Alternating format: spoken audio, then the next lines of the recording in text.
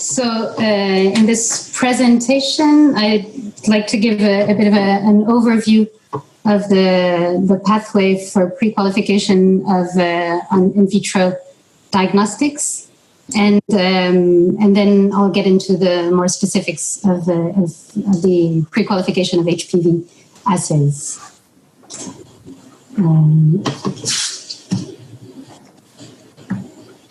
Of course, it's not working. So, can you see my next slide now? Yeah. Okay. Access to in vitro diagnostics, as you know, is an important part of medical interventions. But in order to achieve their full impact, the diagnostic must be safe and of good quality and perform as expected. And the global market of IVDs has been changing recently with the rapid emergence of new technologies and also increasing expectations on the quality, safety, and performance of IVDs. These IVDs have dynamic life cycles with many changes in the product during the life cycle. And there is also the regulatory landscape has been also changing recently with the development of regulatory systems in member states and efforts to have these regulatory systems converge internationally. The WHO pre-qualification of IVDs, the program started in 2008. So before that date, there were some efforts to perform some independent and standardized evaluation of in vitro diagnostic kits. But since 2008, this was changed to a more comprehensive approach, aligning with global standards for assuring quality, safety, and performance of IVDs. And so the final purpose of the WHO pre-qualification is to provide guidance to UN agencies and WHO member states in their procurement decisions. So the focus of pre-qualification is placed on IVDs for priority diseases and their suitability for use in resource-limited settings. Currently, the scope includes HIV, diagnostic tests, malaria, hepatitis B and C, HPV molecular tests, G6PD, cholera, syphilis. And the scope is expanding and will shortly include hemoglobin point-of-care tests, glucose meters, as well as other assays in the coming years. So pre-qualification of IVDs is a comprehensive assessment of commercialized IVDs through a standardized procedures. It includes three components: the review of a product dossier, independent performance evaluation, and manufacturing site inspection. And for products that are found acceptable, this is followed by a labeling review. And for products that have been approved by stringent regulatory authorities, the product dossier review and the manufacturing site inspection are leveraged, or we call it abridged. So I will describe a bit more in details these three components, starting with the product dossier. The product dossier is a subset of technical documentation held by the manufacturer. It includes information on the product design and manufacturing, validation and verification studies, information on the labeling, instruction for use and labels, commercial and regulatory history, and the quality management system. There are several types of reference documents developed by WHO based on international standards, and these include the technical guidance series, which provide guidance on how to produce the required evidence, and the technical specification series, which describe the minimal performance requirements for the dossiers to be submitted for a specific type of assays.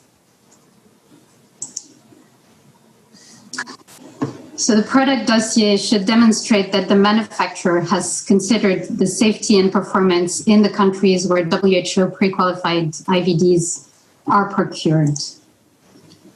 There is a specific emphasis on issues that are relevant to resource-limited settings, such as the stability of products, suitability of specimen types, labeling, and ease of use.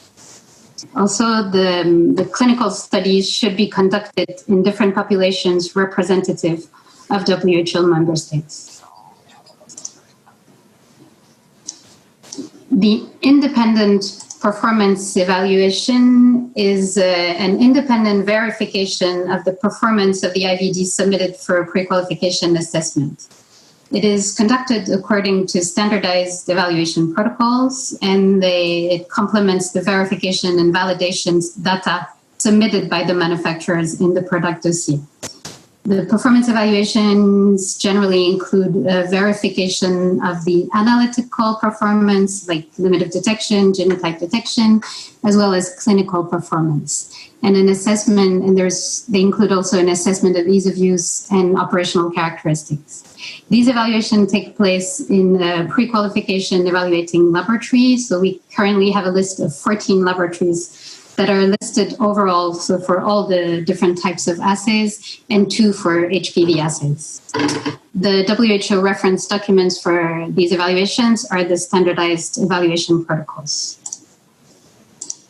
The manufacturing site inspection is conducted during a visit of the manufacturing site, and the manufacturers should demonstrate evidence of a fully implemented quality management system, risk management according to the international standards.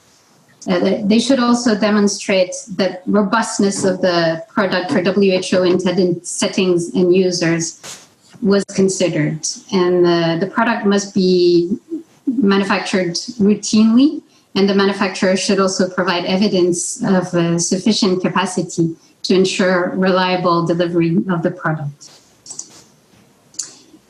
The final outcome of the pre-qualification assessment depends on all 3 components of the assessment, and products meeting acceptance criteria for all 3 components then undergo labeling, review of their instruction for use and labels, and then the product is eligible for WHO and UN procurement.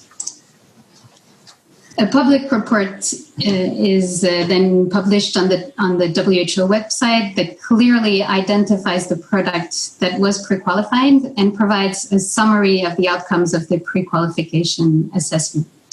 You have the link here for the public report for HPV assays.